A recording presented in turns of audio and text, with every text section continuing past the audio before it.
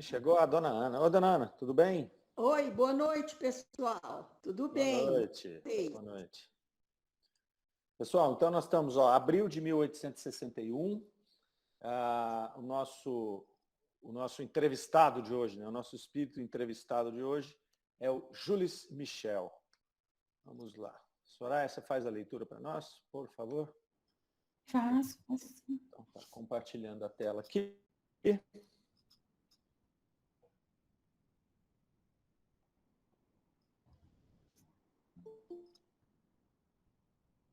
Não tô. Voltou ou não? A tela, estão vendo minha tela já, né? Só não está aparecendo o texto. Agora apareceu. Agora sim. Apareceu? Então, vamos lá. Abril de 1861, Jules Michel. Amigo do filho da médium, senhora Costel, falecido aos 14 anos, evocado 8 dias depois de sua morte. Evocação. Agradeço-vos por me evocardes. Lembro-me de vós e dos passeios que nos proporcionastes pelo Parque Monceau. E que dizeis do vosso camarada Charles? Charles sente muito pesar por minha morte. Mas estou morto? Vejo, vivo, penso como antes. Apenas não me posso tocar e não reconheço nada do que me cerca. Que vedes? Vejo uma grande claridade, meus pés não tocam o solo, deslizo, sinto-me arrastado. Vejo figuras brilhantes e outras vestidas de branco. Pressionam-me e me rodeiam. Umas me sorriem, outras me metem medo com seus olhares negros. Só um minutinho, Soraya, por favor. Vou pegar aqui a dona Nória. Voltamos. Vedes a vossa mãe? Ah, sim, vejo minha mãe, minha irmã e meu irmão. Ei-los todos. Minha mãe chora muito. Gostaria de lhe falar como vos falo. Ela viria que eu não estou morto. Como fazer então para a consolar? Peço-vos que lhe faleis de mim. Gostaria também que dissesseis a Charles que vou me divertir vendo-o trabalhar. Muito bem, vamos dar uma paradinha aqui só para a gente fazer uma introdução nesse início aqui dessa evocação, né? Então, vamos observar que o Jules Michel aqui, ele era um garoto de 14 anos, né? E ele foi evocado 8 dias depois do seu desencarne. Então, um desencarne muito recente. Ele vai trazer aqui algumas situações aqui de perturbação, né? Mas uma perturbação até leve, né? Ele vai ali se mostrar ali, né? Estou morto, vejo-me vivo, né? Então ele está ainda naquele processo de não saber muito bem o que aconteceu ali.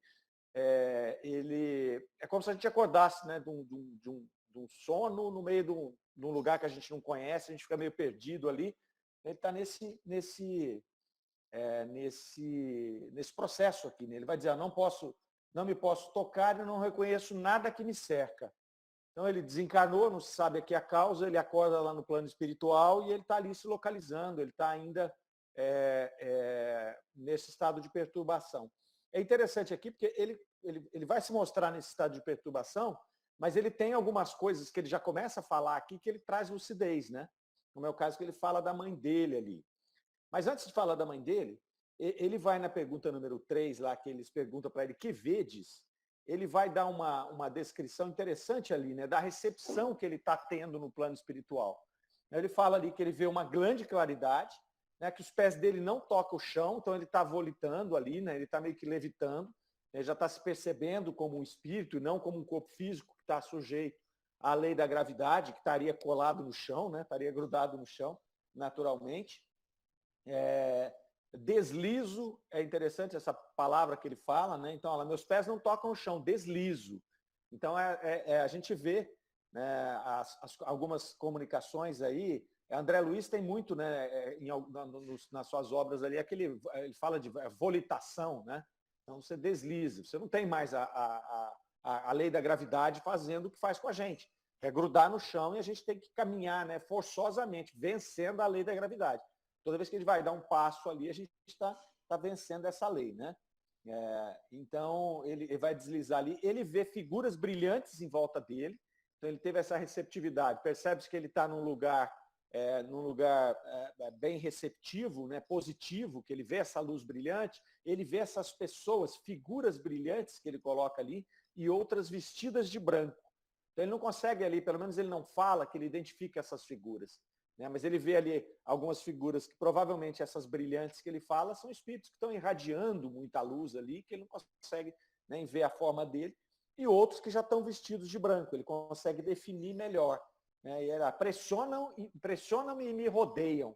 Esse pressionam-me aí, na verdade, é como ele está meio sem noção de espaço e tempo ali, ele acha que estão pressionando ele. Então, você imagina os espíritos passando para lá e para cá, né? Você fala, nossa, ele vai encostar em mim, ele vai me empurrar aqui, né? E ele não está entendendo bem o que está acontecendo com ele. É bem interessante que é um trechinho pequeno, mas ele fala tanta coisa nesse trecho, né? Que a gente começa a imaginar o que ele está passando ali, é muito interessante. Né? Quando pressiona-me, como assim pressiona? Né? Como se estivesse num lugar apertado, né? E estava todo mundo ali em cima dele, mas ele está em espírito. Né? E aí ele coloca ali, né? Umas me sorriem e outras me metem medo com seus olhares negros. Então ele não consegue identificar a face ali, ele fica amedrontado. Né? Uma face diferente da nossa face aqui. É interessante. A Lucélia está perguntando lá, pessoas vestidas de branco, deixa eu só abrir aqui. Pessoas vestidas de branco usam essa aparência por ser melhor para ele? Olha, Lucélia, eu sinceramente eu não sei, mas é uma coisa que assim, a gente vê muito, né? Nos relatos, e normalmente eles aparecem de branco. Sinceramente, eu não sei porquê. Sei lá se a Marlene tem alguma teoria melhor do que... não é? Mas eu acho que, sei lá, deve ser a cor que eles escolhem ali, uma cor mais agradável, né? Mas se fosse a Cláudia, por exemplo, em espírito, ela está de vermelho. Você viu que ela estava de vermelho. Ô, Mário, agora que a Luciana perguntou, que eu estou prestando atenção, até nos figurinhas, desenho, mas vai saber, né? Não é? Todo de branco, né? Mas eu não Mário, sei te falar, não. Eu não vou arriscar nada aqui, não, porque eu não faço ideia porque que eles gostam de branco. Mário, Oi, dona Ana. quando eles falam de Júpiter, né, na revista Espírita, é essa mesma descrição aí, que eles cobrem o rosto, né, como se fosse assim um véu translúcido e deslizam. Eles não são sujeitos à lei da gravidade como nós. Então, os habitantes de Júpiter têm essas características descritas aí. Uhum. Perfeitamente. Eu, assim, falei que eu não ia arriscar, mas eu não aguento, né? Eu acho que eles acabam ficando, a gente vê, né? Nós estamos vendo eles de branco, né? Porque eles são translúcidos, eles emitem esse brilho, né? E qual é a cor que faz isso? É o branco, né? Poderia ser de outra cor, mas eu acho que é mais fácil, né? Esse véu que a dona Ana até colocou, que eles se vestem, né? Eu acho que é mais fácil essa tonalidade branca, porque esse brilho que ele fala aqui normalmente é branco que a gente vê, né? Então, sei lá, eu acho que é mais ou menos por aí. A luz, né? A cor da luz, né? Que se desmembra em 7 cores através de um prisma. Isso, é a luz branca, que reúne todas as cores.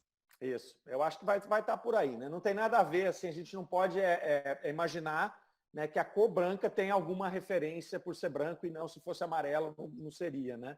Eu acho que é por uma questão mais de praticidade, né? Porque o plano espiritual é muito prático, ele não tem esse negócio nosso de complicar as coisas. Isso aqui é nosso, do planeta terreno ali, né? Ah lá, Lucélio está dizendo, ó, realmente reunião de todas as luzes, todas as cores ali. Mas eu acho que é isso aí.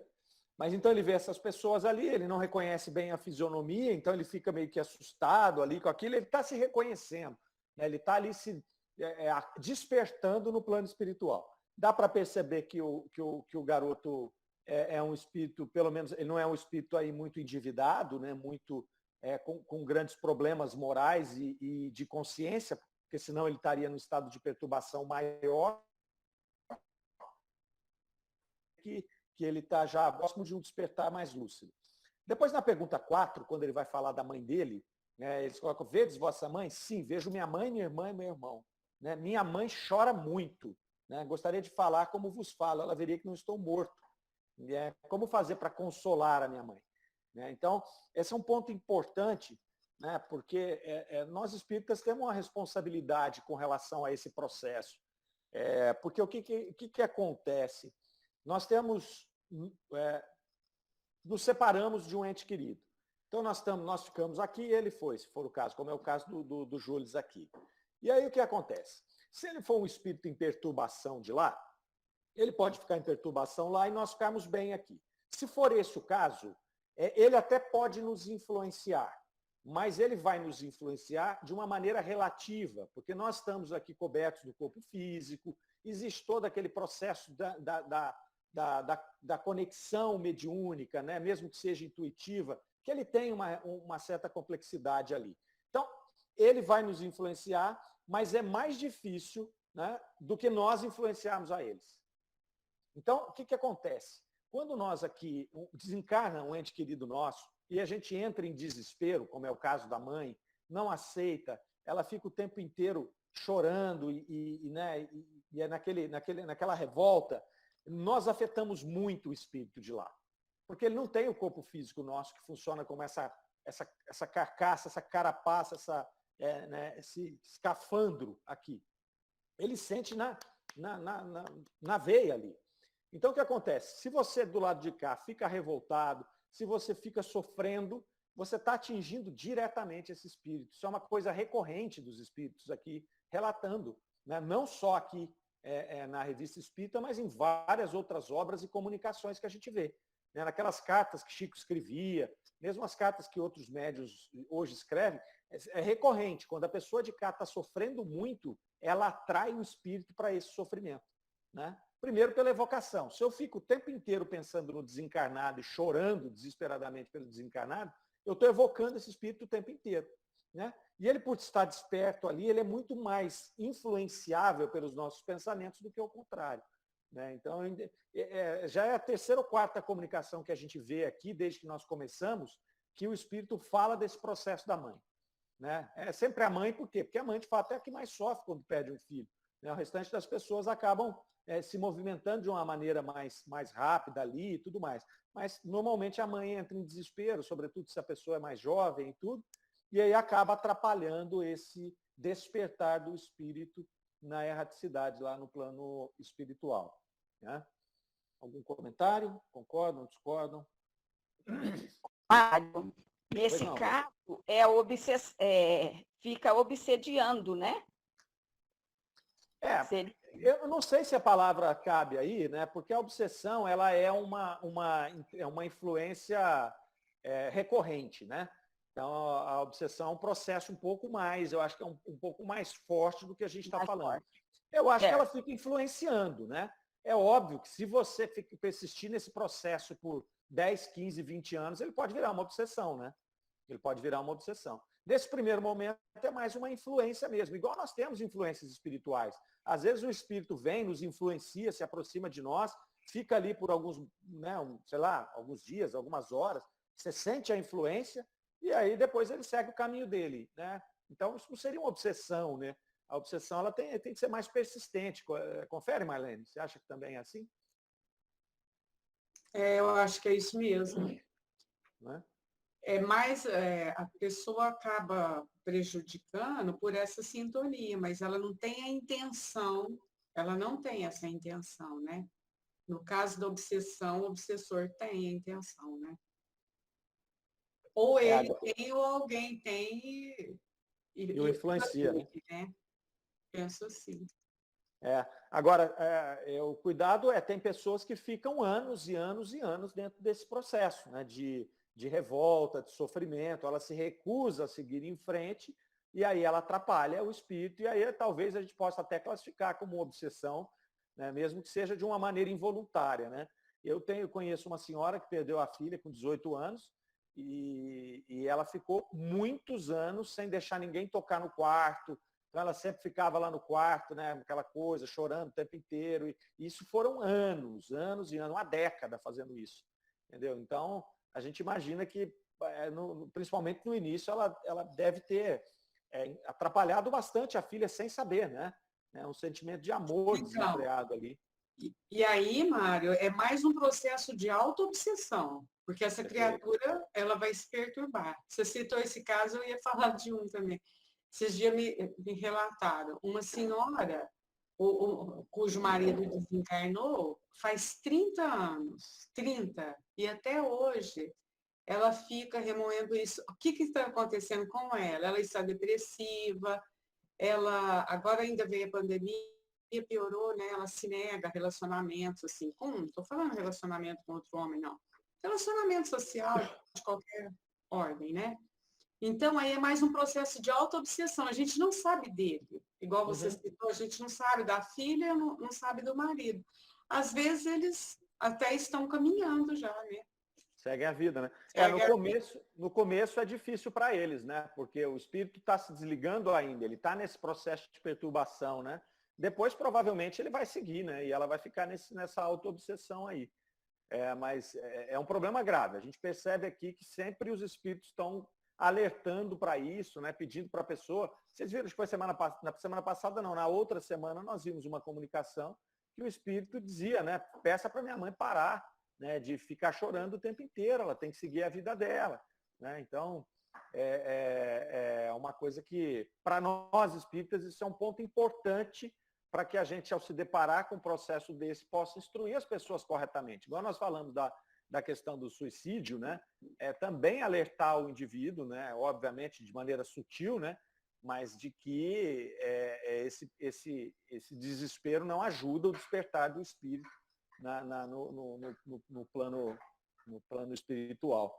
Às vezes é até uma confusão, a pessoa acha que se ela não estiver desesperada, chorando, se descabelando, dá a sensação de que ela não tem sentimento por aquela pessoa, não tem absolutamente nada a ver uma coisa com a outra. Né? Tem uma amiga minha que ela contou uma história, não sei se é verdade, que ela morava numa cidade, não sei se é lá em Sacramento, e uma mulher perdeu uma filha e ficava chorando por causa dessa filha. E apareceu uma pombinha e ficava no muro, toda molhadinha. Aí ela foi no centro, aí ela comunicou que era para a mãe parar de chorar, porque ela estava sofrendo muito. Ela estava vendo a mãe chorar e ela estava toda molhada.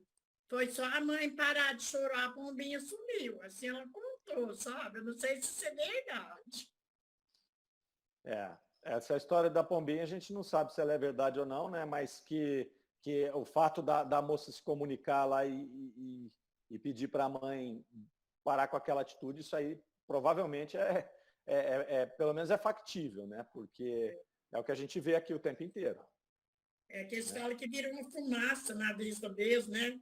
Aquela choro, vira uma fumaça que tampa a vista. Assim, sempre eles contam para a gente isso daí. Não sei se é verdade também. Perturba muito, né, dona Nora? Igual nesse caso aqui, né? O espírito sente aquilo ali e aí é uma energia, você está evocando ele o tempo inteiro, né? E evocando de uma maneira dolorosa, né? De uma maneira perturbada também. Ô, Mário. Pois não. Deixa eu fazer uma pergunta. Pois não. O espírito toma a forma que quer.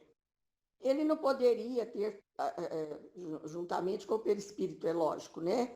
Que também não tem um sem o outro. Então, o espírito não poderia ter tomado aquela, simbolicamente, aquela forma da pomba para despertar a mãe? Então, teoricamente, ele até poderia, ele precisaria de um médium, né, de efeitos físicos para fazer aquele processo. Né? Então, assim, a gente não sabe se ela estava vendo aquilo, se era materializado ou não, né? Aí é uma coisa assim bem estranha, né? A normalidade para a gente poder tecer algum comentário, né? Que ele poderia materializar alguma coisa ali que parecesse um pombo, poderia, né? Teoricamente poderia, mas eles fazem, aí a gente já não consegue afirmar, né? A gente não consegue afirmar. E talvez, assim, por alguma influência, ela imaginasse que estava vendo aquilo, mas não estava, né? Não sei. Mas eu confesso também que eu não sei aí o grau de dificuldade para fazer aquele movimento. Né? Sempre imaginar um ser ali, simular, né, uma vida. Não é? Mas vamos lá, vamos seguindo aqui. Vamos ver como é que ele continua o relato dele desse despertar.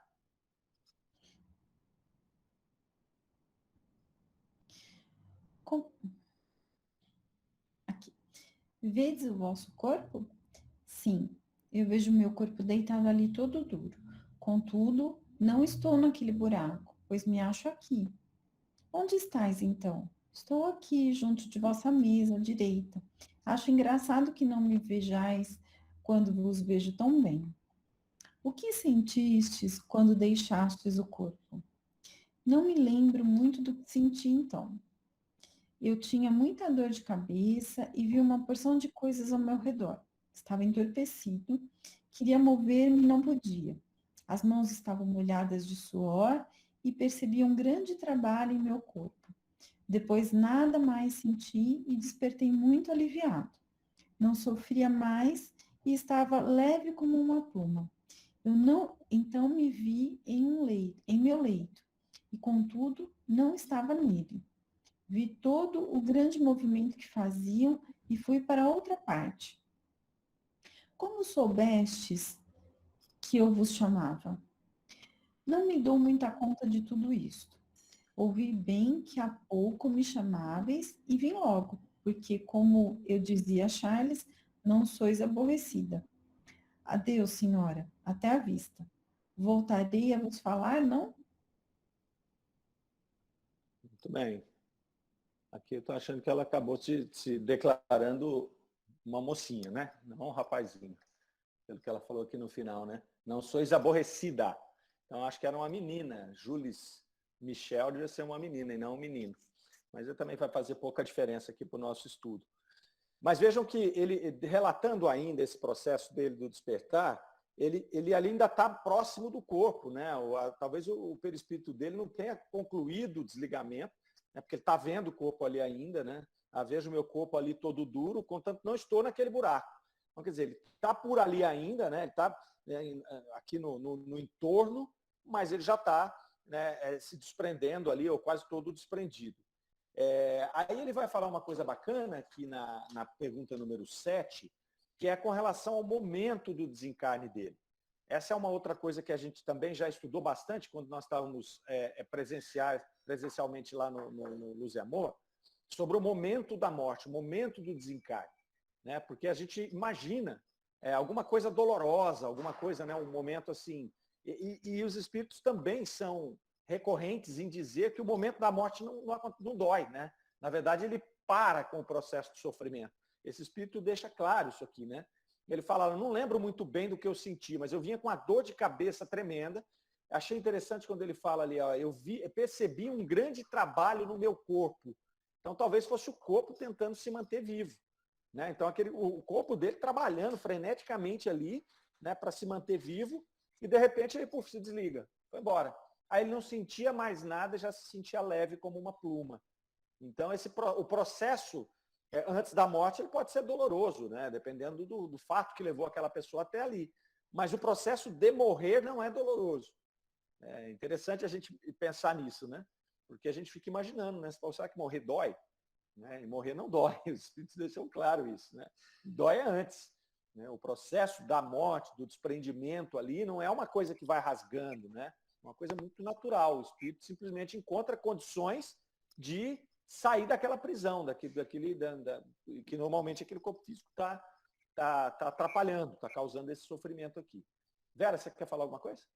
Quero sim. Nós estamos estudando na sexta-feira o céu e o inferno. E nós estamos justamente em comunicações do senhor Sanson. E aí foi feito muitas perguntas para ele. Hoje até eu reli de novo, que eu falei, eu quero entender melhor. E aí ele explica, pelo que ele explica ali, cada um depende do patamar evolutivo de cada espírito na hora do desencarne, como que aconteceu. O dele foi super tranquilo, ele comunicou com 8 dias, já estava respondendo as perguntas, né? Que ele tinha prometido que iria responder antes de morrer. Mas eu acredito que não é para todos assim não, viu, Mário? O estado de perturbação, né, Vera, vai ser mais longo ou mais curto, dependendo justamente do conhecimento do espírito, da situação moral dele. da receptividade que ele vai ter, né, dessa sintonia na receptividade depois de desencarnado, né? O que eles são unânimes em dizer é a questão da dor, né? A dor física, ela cessa, porque o indivíduo morreu. Ele pode até ter uma sensação de dor, e aí Kardec deixa claro que ela é moral. Quando ele fala de dor moral, é uma dor que é como se fosse uma dor simulada pelo próprio espírito, né? Ele não tem mais o órgão que causa a dor, ele não tem mais o cérebro, as terminações nervosas que vão fazer a dor, como a gente conhece, né? Você pegar uma agulha e espetar no dedo, isso vai levar esse impulso até o seu cérebro que vai traduzir em dor. O espírito não tem mais isso, né? Mas essa perturbação, e você bem colocou aí, Vera, ela vai variar, né? Então você veja que essa pessoa aqui, essa menina, né, de 14 anos, ela rapidamente ela já está recobrando a sua consciência, o entendimento, né? Ela já consegue ver as pessoas que estão à sua volta, enquanto que muitos só ficam descrevendo o túmulo, né? Muitos ficam tão impressionados ali, ele fica falando, não, eu vejo os vermes me roerem, né? Eu estou perdido aqui, outros não têm ideia que morreram ainda, né? Ele está naquela dúvida, né? Ele fala, mas eu estou morto? Como é que eu estou? Mas tem muitos que não estou morto não, eu estou aqui, estou tentando falar com as pessoas e não consigo, né? E aí muitos quando entram nesse tipo de pensamento, ele não permite que os que estão à sua volta o influenciem, ele não ouve, né? Ele entra naquele monopensamento e ele fica ali. Isso pode durar, né, um tempão aí, dentro desse processo de perturbação. Ok? No final, aqui na 8, ele vai falar que ele não sabe muito bem como aconteceu o processo de evocação, né? Eles o evocaram e ele chegou e começou a fazer a comunicação. Então, foi uma coisa muito espontânea e isso também é uma coisa interessante, porque os espíritos não descrevem muito bem esse processo técnico da evocação, né? Na verdade, é o pensamento. Você pensou, o espírito já está conectado, né?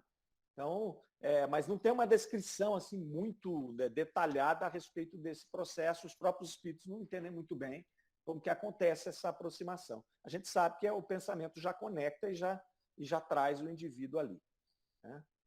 Fechamos essa comunicação. Algum comentário? Assim, me chamou muita atenção esse espírito, bem tranquilo, né? Eu vi meu corpo ali e tal, mas está duro o corpo, mas eu estou aqui. Nossa, vou te contar, me deu uma invejinha. Não é? Verdade mesmo, né? Quisera eu estar nesse lugar aí. Então, e ele não tinha, né? Pelo menos ele não deixa claro aqui, né, Marlene, que ele tivesse um conhecimento espiritualista, né? Ele não deixa claro aqui em nenhum momento, mas ele tem essa tranquilidade. Mas com certeza, essa tranquilidade, ele só tinha 14 anos aqui quando desencarnou esse espírito, né? Então foi uma vida muito curta, ainda mais para aquela época. Hoje um menino de 14 anos tem mais informação que o imperador romano tinha para cuidar do Império Romano inteiro. Mas naquela época não. O menino de 14 anos era uma criança ainda. E aí, provavelmente, ele traz esse conhecimento de outras vidas, né? Parece ser um espírito, a gente chama de espírito velho, né? É um espírito que já está mais acostumado com esse processo, porque essa tranquilidade dele assusta mesmo com 8 dias, né, de desencarnado. Ele não tem aquela clareza de um espírito muito mais evoluído, né, mas ele não tem aquela confusão de espíritos mais comprometidos aí, mais envolvidos aí com questões morais e de consciência, né? Questões de consciência. Talvez até o fato dele ter vivido pouco aqui estava mais com a memória espiritual, né? Mas sabe o que me fez lembrar também, enquanto você estava falando aí? Tem aquele livro que o doutor Agnello escreveu, não esqueci o nome do livro agora, às vezes alguém aí vai lembrar. Quando ele fala do desencarne do Agnellin, né? Que o Agnellin teria dado uma comunicação e disse mais ou menos assim: o momento da morte para ele, né, Agnellin, foi como se ele atravessasse um túnel. Ponto. Já se achou lá. E foi uma morte por acidente, né? E ele fez essa descrição. Então, eu acho que é bem isso que você falou. A morte em si, ela não dói, viu, Verinha? É isso que o Mário explicou mesmo. Agora, dependendo do grau da pessoa, né? As condições, aí ela vai sentir depois, mas o fato da morte, eu acho que desliga lá uns fiozinhos e pronto, não dói. Já fico mais tranquilo, porque eu tenho medo de doer. Ô, Tony, você vai passar nesse túnel aí, filho. Nós vamos te empurrar. Se você não passar por bem, você vai passar por mal. Pô, leva o Tonho aí, gente. Vai, põe. Agora põe o Tonho para trabalhar, nós vamos falar para ele. Põe o Tonho para trabalhar logo aí. Faz o Tonho para trabalhar aí, gente. Você falou em trabalhar, parece que acho que é menina mesmo. Ela ainda fala assim que vai ver amigo, não sei o que é dela, ela vai se divertir enquanto ele trabalha. O Charles, eu vou me divertir vendo ele trabalhar. Presta atenção, hein? Se eu trabalhei, porque eu não preciso trabalhar mais aqui. Ainda é espirituosa, né? Faz uma brincadeirinha. Eu também senti como uma brincadeira na hora que eu vi. Eu vou me divertir vendo ele trabalhar. Parece que está brincando com o amigo, né? Mas essa lucidez desse espírito é uma coisa bacana, coisa bem bacana. Bem bacana. É legal, né?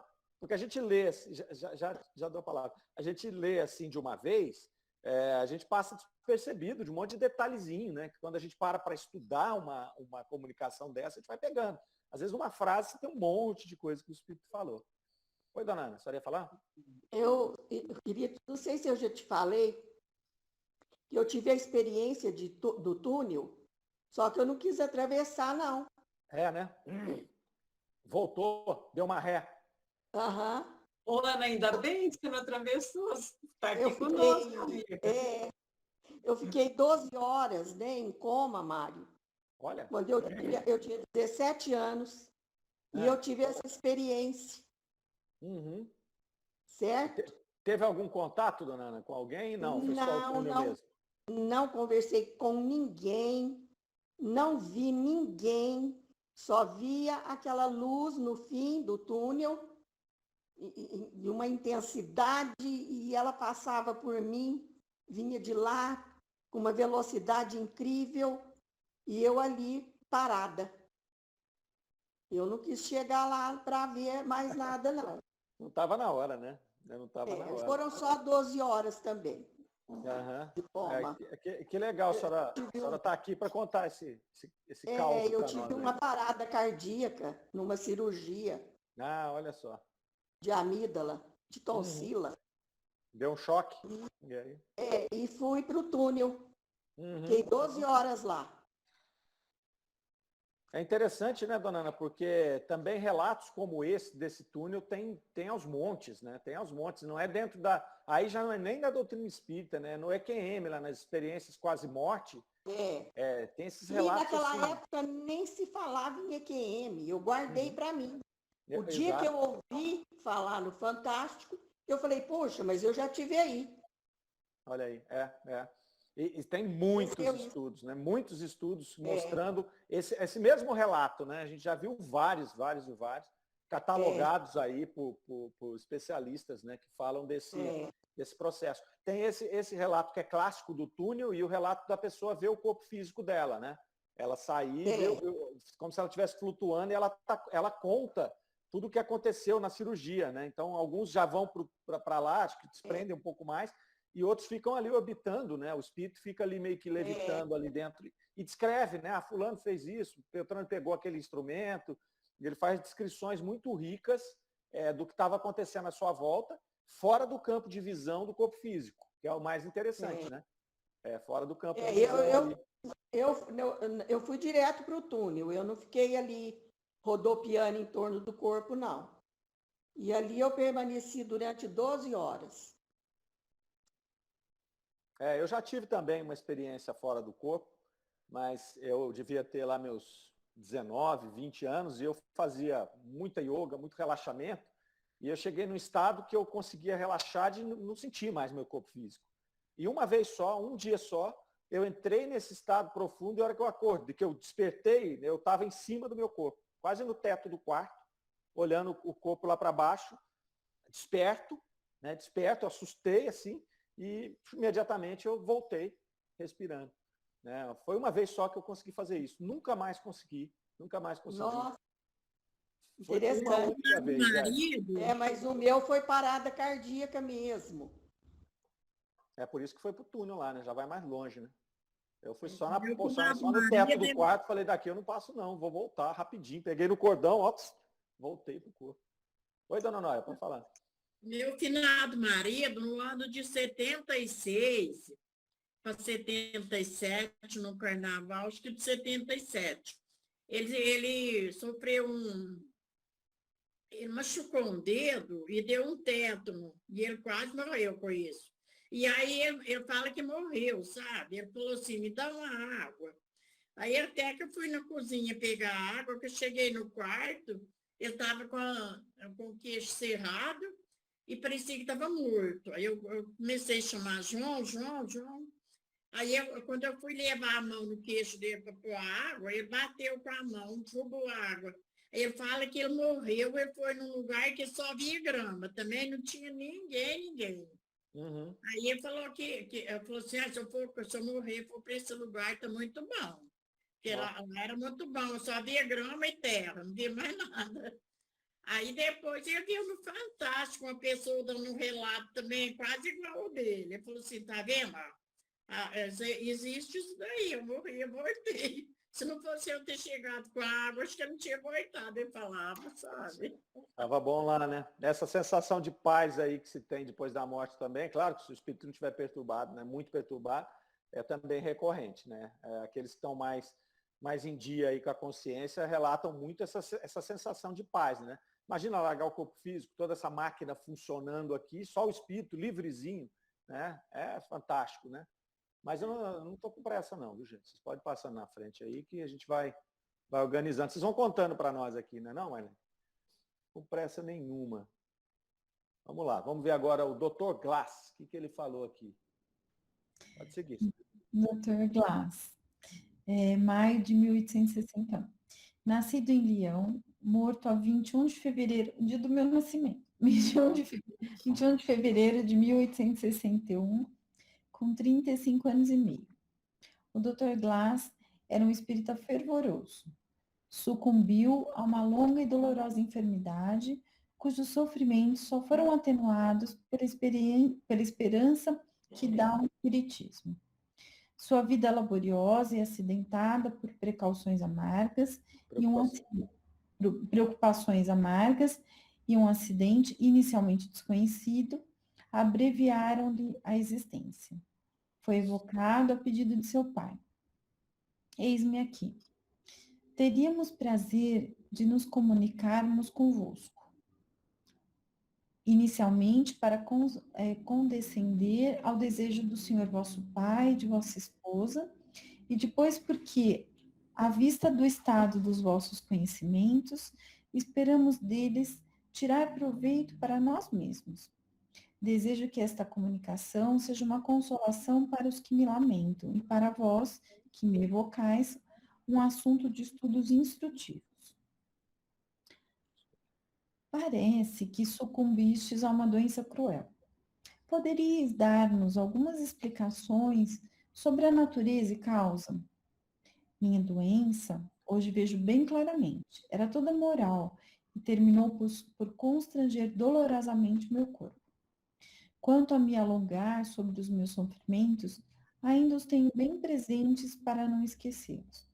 Um trabalho persistente, aliado a uma contínua agitação do cérebro, eis a verdadeira fonte do meu mal. Observação. Esta resposta é confirmada pela seguinte passagem da carta de seu pai. Sua vida laboriosa e acidentada por preocupações amargas e um acidente inicialmente desconhecido abreviaram-lhe a existência.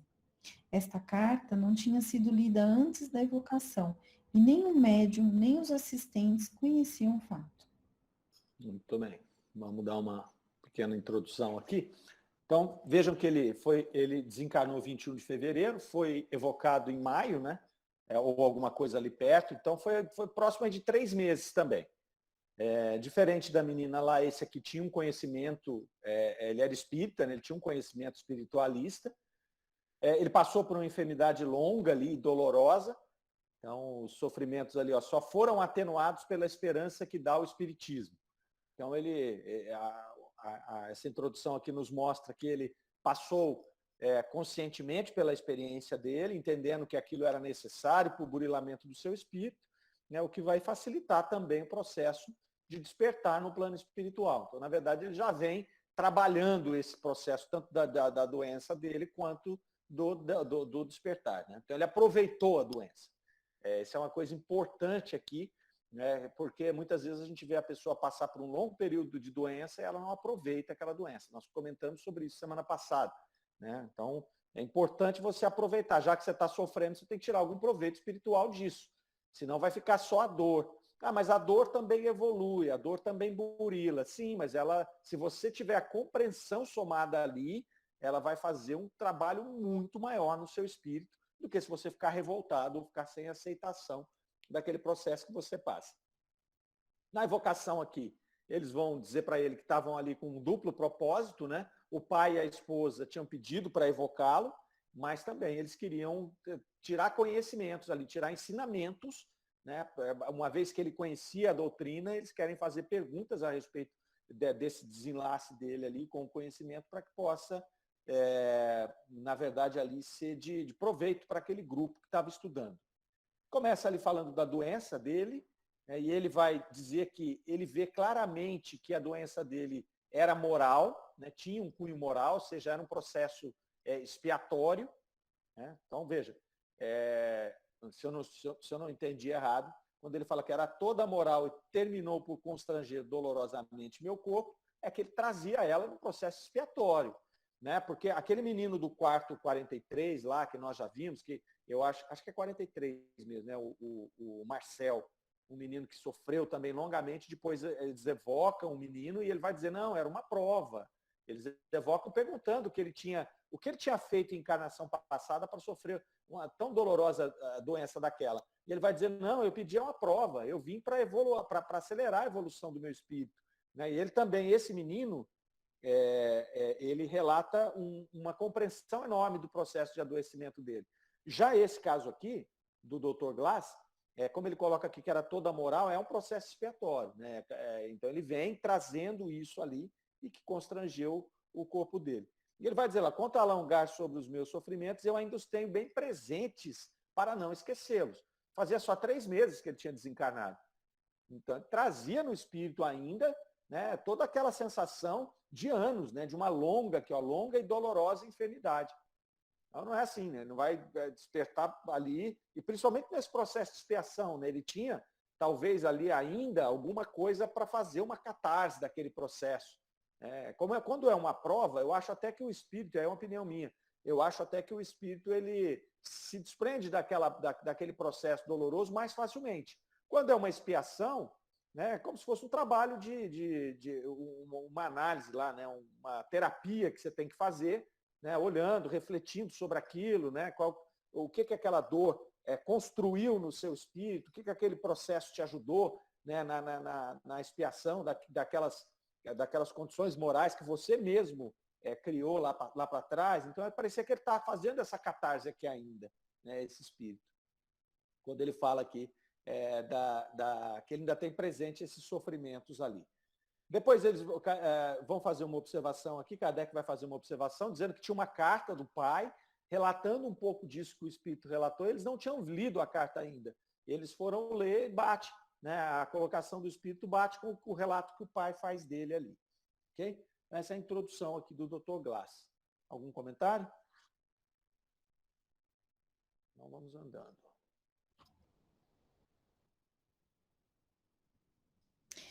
Também parece que vossas crenças vos ajudaram a suportar o sofrimento com coragem, pelo que vos felicitamos. Eu tinha em mim a consciência de uma vida melhor. Isso diz tudo. Essas crenças contribuíram para apressar o vosso desprendimento infinitamente, porque as ideias espiritualistas que se pode ter sobre a vida são, por assim dizer, as indulgências plenárias que afastam de vós, após a morte, toda a influência terrena. Olha que show, hein?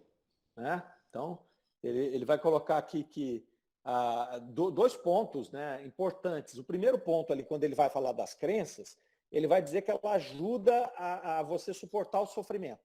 Porque ela dá essa coragem, ela dá essa nitidez que você tem uma vida melhor.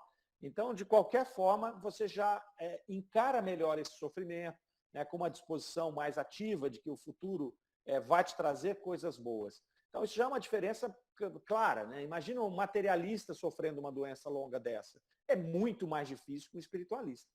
Né? Muito mais difícil. Não, o Pascal tinha uma colocação dentro do utilitarismo dele, né? Quando ele advogava a respeito da crença em Deus. Ele vai falar, e se Deus não existir?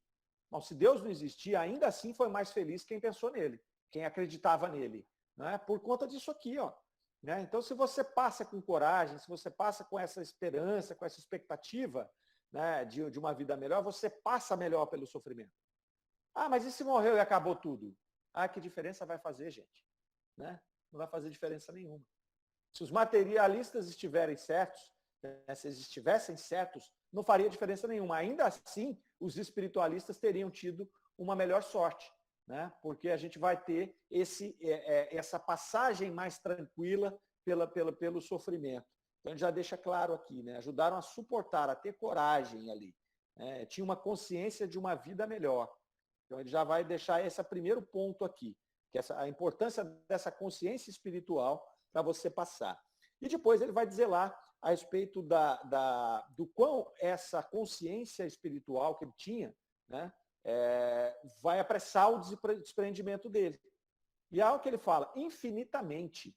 Né, ela apressa infinitamente. Ele usou uma palavra forte aqui para poder classificar a diferença desse processo. Né? Porque essas ideias que pode ter sobre a vida são, por assim dizer, indulgências plenárias que afastam de vós, após a morte, toda a influência terrena. Então, o que é que causa a perturbação? Causa a perturbação a influência terrena. Causa a perturbação o processo de você estar aqui ainda grudado na matéria, né, influenciando e sendo influenciado por essa matéria, que não mais nos pertence. Então, a gente fica ali naquele estado de perturbação, vendo o corpo se decompor, né, circulando em volta daqueles que ficaram aqui, né, que caminharam conosco, e aí você tenta conversar com eles e não consegue, e aí você entra naquela confusão, como se você estivesse tendo um pesadelo, e você fica nessa influência aqui o tempo todo. Então ele vai dizer que essa consciência faz com que você perceba, né, a diferença do seu estado, antes e depois, igual a menina falou para nós ali agora há pouco, mas se você tem essa consciência já aqui, né, vai ser muito mais fácil, porque na hora que acontece você fala, opa, eu desencarnei. Né? Eu desencarnei. Então você já começa a deixar as coisas terrenas para lá, se você sabe o que acontece depois que você desencarna. Então, achei bacana isso aqui, porque essa palavra infinitamente que ele usa aqui mostra o grau de importância desse conhecimento na hora do desencarne ali. Um comentário? Mário, eu penso às vezes assim, eu falo, gente, eu não quero ficar nem no velório, né? Ou procurar uma coisa mais legal para fazer. Com um universo que se abre, a gente fica se apegando, né? A gente precisa pensar nisso. Eu achei bacana, assim, que como o conhecimento, né, te dá essa possibilidade, né? Desapega e vai viver as coisas boas, né? Tem tanta coisa. A gente já viveu tanta coisa aqui que a gente tem coisas boas, claro, que a gente vai sentir falta, mas também é hora de seguir, né? Eu falo, tem gente que fica curioso, nossa, mas será que a pessoa não tá no velório? Gente, eu não vou ficar, não. Eu quero, ó, ir embora. Não é? Chegou a hora, chegou a hora. Vamos logo. Interessante, porque a gente sabe que a perturbação é mais ou menos duradoura, conforme o grau de evolução do espírito, né? Se ela é de um segundo, é porque o espírito já está bem evoluído. Estando ele... Vocês estão me ouvindo, gente? Você congelou, Mário, mas dá para te ouvir. Agora voltou normal, voltou normal. Voltou, né? Todos voltamos aqui.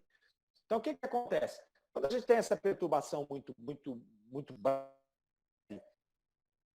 como cada fase de um segundo a você tem ela muito... Repete só, por favor, o que você tinha falado, que tornou a encrencar. Tá. Agora vocês estão ouvindo? Sim, sim. Está dando para ouvir? Então tá. O que acontece?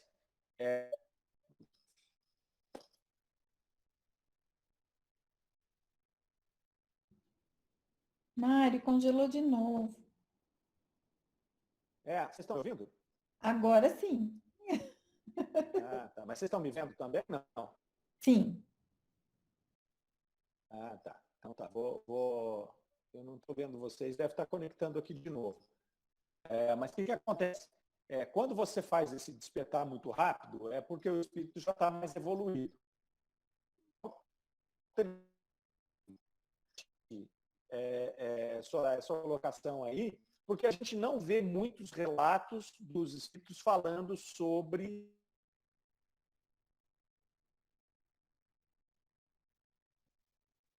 Mário cortou.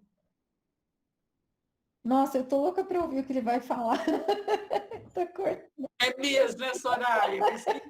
Que perturbação, Soraya. Ela disse que está doida para ouvir ele falar e toda hora está congelando.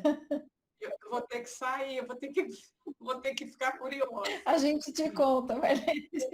Tá bom, obrigada. Fiquem com Deus. Tchau, Marlene. Fica com Deus. Ele deve estar tentando reconectar. Eu também estava com problema, precisei pôr nos dados móveis para eu terminar de assistir a reunião. A minha internet também ficou oscilando. Oscilou.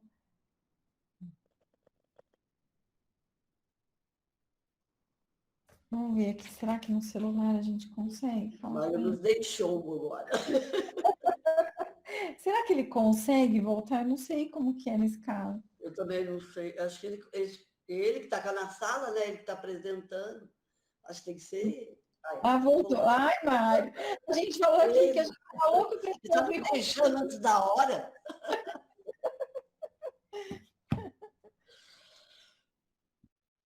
Ela está mudo. Está com o microfone desligado, Mário.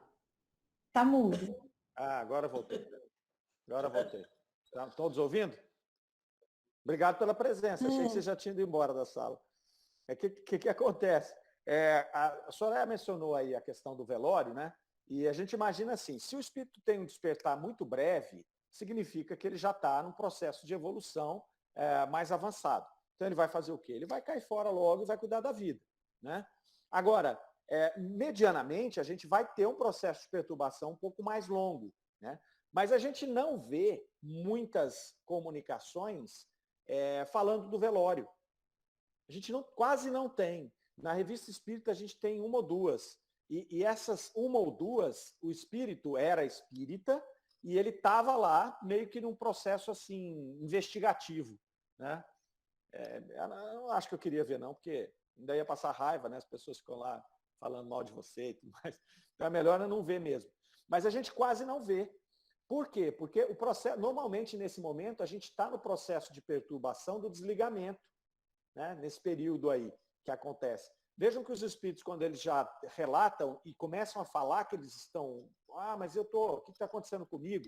Ele já fala do corpo dele no túmulo. Ele não fala assim, eu estou aqui no caixão, estou no velório, as pessoas estão chorando, não é? Então a gente quase não tem relato. Eu acho que quase nenhum de nós vê esse processo, não. O processo do velório ali, aqueles processos que acontecem logo depois do desencarne ali. Vocês concordam com isso? Eu concordo, Mário. Realmente a gente não ouve falar, né? E eu acho interessante, eu acho que é muito importante realmente esse tempo, e eu acho que não é uma coisa muito. Eu acho que o velório não é uma coisa muito legal, assim, né? Para quem está lá, né? Eu acho que deve ser realmente algo que a gente deve se desprender, né, faz parte, mas com tantas coisas boas, né, que a gente tendo um pouquinho de conhecimento, buscar auxílio, né, orientação, porque eu acho que a gente, né, eu penso, eu acho que eu chegar lá meio perdidinha. Então, procurar logo alguém, né, falar, me ajuda aqui. Me ajuda aqui, me socorre, né? Me socorre, o que eu posso fazer? Então, assim, mas eu acho tão bacana esses relatos, né, que os espíritos trazem, que são muito diferentes, né?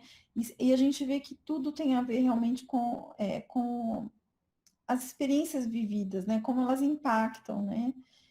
A experiência e o conhecimento, né? Então, o que a pessoa viveu e o conhecimento, como isso é importante nesse momento, né? Mesmo que não seja espírita, né? um pouquinho de conhecimento, né, de ouvir falar, eu acho que acaba ajudando. Eu gosto, acho tão bacana, acho bonito esses relatos, eu gosto. Então, esse processo de espiritualização, ele não ocorre só em uma encarnação, né? Nós vimos uma menina ali que desencarnou com 14 anos, né, que a Marlene bem colocou ali, que ela demonstrava uma tranquilidade, né? Então, isso pressupõe uma elevação moral, um conhecimento espiritualista anterior, né? Nós estamos tendo, na verdade, um tremendo de um benefício, né? Uma tremenda de uma ferramenta para trabalhar aqui, que é a doutrina espírita. E não é uma ferramenta só para trabalhar depois que a gente morrer, né? É uma ferramenta para trabalhar enquanto a gente está vivo, né? Para que a gente possa, primeiro, suportar as provações, né, que vêm para nós, seja em forma de doença, em forma das condições da vida mesmo que nos incomodam. Então, a gente sempre colocando a questão de que nós somos os espíritos, né, da própria moral cristã, do porquê nós estamos aqui, a gente vai ter um pouco menos de dificuldade. Eu ia falar mais facilidade, mas não é não. É um pouco menos de dificuldade para vencer as nossas más inclinações e poder passar por essas coisas. E depois vai passar por um sofrimento de uma doença dessas que marcam a vida, porque às vezes você não está esperando e vem uma doença que muda o rumo da sua vida, uma doença crônica, né? Uma doença às vezes degenerativa, e você vai ter que passar por ela. Se você tem esse conhecimento, também ele vai te ajudar, como esse espírito aqui anterior disse para nós. Não, foi esse aqui agora, né? Foi o Dr. Glass mesmo. Ele disse aqui que isso ajuda infinitamente a você, tanto a passar pelo processo, como a despertar no plano espiritual, né? E vai ajudar também, vai fazer com que a gente possa auxiliar as pessoas que estão à nossa volta. E a gente não vai auxiliar as pessoas com a conversa, né? É óbvio que a conversa, ela ajuda, ela esclarece, ela instrui, mas a gente vai ajudar as pessoas realmente na hora que a gente tem a condição de dar o exemplo. É a hora que a gente passa pelo processo e você age de uma maneira diferente do que o convencional. É aí que a gente ajuda as pessoas, porque aí as pessoas vão olhar e falar, por que você está agindo diferente? Elas vão querer saber, não é? E aí você consegue dizer, olha, não, eu estou agindo diferente porque eu penso diferente. Né? Às vezes a gente pensa diferente, mas na hora de agir, age tudo igual. Né? Então, você sai do centro espírita, tá todo, né, espiritualizado, a pessoa te fecha no trânsito, já xinga a pessoa, já destempera. Né? Então, esse processo de mudar a nossa vida, eu acho que é o mais interessante para você ajudar as outras pessoas. E é uma tremenda ferramenta que a gente tem aqui para poder nos ajudar. Né? Nós somos privilegiados. Agora tem que usar a ferramenta, né? Ô, Mário, deixa eu perguntar uma coisa. Quando a gente vê esses relatos, eu acho super, assim, interessante e acho que para a gente traz muito aprendizado. Hoje, quando a gente está lá num grupo, dentro de um centro espírita, os grupos que fazem esses trabalhos, né, mediúnicos, isso existe? Essas evocações, elas acontecem ou não existe mais nesse... porque, assim, o que você pensa? Você acha que isso poderia, por exemplo, essas experiências entre os nossos pares, né, pessoas que conviveram com a gente, será que poderiam trazer para a gente nos dias de hoje algo bacana no sentido de aprendizado? É mais assim para ouvir mesmo, né? Como que isso é hoje? Então, Soraya, hoje nós mudamos o perfil, né, da mediunidade, não da mediunidade, das reuniões mediúnicas. Né? A evocação ficou bem fora do escopo e a gente trabalha muito mais na questão de socorro, de desobsessão, faça a evocação quando você quer alguma orientação, mas ela não é feita de maneira tão ostensiva como era na fase ali anterior, sobretudo na fase de Kardec, quando eles tinham um propósito objetivo e até era um momento muito propício de se codificar a doutrina. Né? Então, eles evocavam o tempo inteiro, eles testavam e tudo mais. Hoje você vê um grupo ou outro tentando resgatar isso e tentando fazer esse processo, mas a gente acaba tendo... criou um certo receio da evocação, sabe? Assim, se eu evocar um familiar, eu posso atrapalhar ele de lá. E a Kardec não tinha essa preocupação, ele evocava. Normalmente ele falava com o espírito protetor, com o anjo guardião da pessoa primeiro, ele evocava o espírito protetor, pedia permissão e evocava a pessoa. e aí a pessoa vinha se ela pudesse, né? Se ela tivesse em condição, se ela tivesse permissão, ela viria. Então, eu não sei se deveria resgatar ou não, obviamente, o trabalho que é feito hoje nas reuniões mediúnicas, ele ajuda muito, porque ele trabalha muito focado, né, em alguma orientação ali de auxílio a um grupo de espíritos, a um espírito específico, seja numa desobsessão, seja no socorro. Mas o fato é que a gente perdeu a conexão. Oi? É um trabalho de caridade mais, né? Mas hoje perdeu-se essa prerrogativa de você fazer essa investigação, de você conversar e tudo mais. Você pode até falar, poxa, já tem muita coisa. Pode falar, dona. Mas tem muito centro que usa a técnica da apometria e faz evocações, sim. E está mais comum do que a gente imagina. Aí mais dentro da apometria, inclusive, né, evoca os vivos e os mortos. Sim, sim. No convencional, o que tem mais, o grosso hoje, são as reuniões igual a gente faz. Né? Pelo menos quando a gente percebe aí. Salvo essas questões de apometria. Tem alguns centros aí, nós fizemos um trabalho no Luz e Amor há um tempo ali, o Adolfo fez uma pesquisa, onde houveram algumas evocações, não é? Mas aí você precisa de volume, né? Você precisaria de volume para fazer isso aí, para ter essa assertividade, né? Até para treinar, né, os médiuns, os evocadores para fazer. Então, eu não sei. Tem gente que fala o seguinte, já foi evocado muita gente, a gente já tem as ferramentas, vamos trabalhar para fazer essa questão da desobsessão. Tem a apometria, como a dona Ana colocou, né, que é uma técnica que pratica mais a evocação. Então tem isso, mas via de regra a evocação hoje caiu muito, né? Assim, esse processo aqui que a gente vê, a gente não vê mais dessa forma como Kardec fazia. Concordo? Beleza? Pessoal, então 8h05, tem alguns que já se foram aí porque foram para outras reuniões. Então a gente semana que vem continua com o Dr. Glass aqui. Ele vai trazer coisas bem legais aqui. Tá bom? Foi ótimo. Boa noite.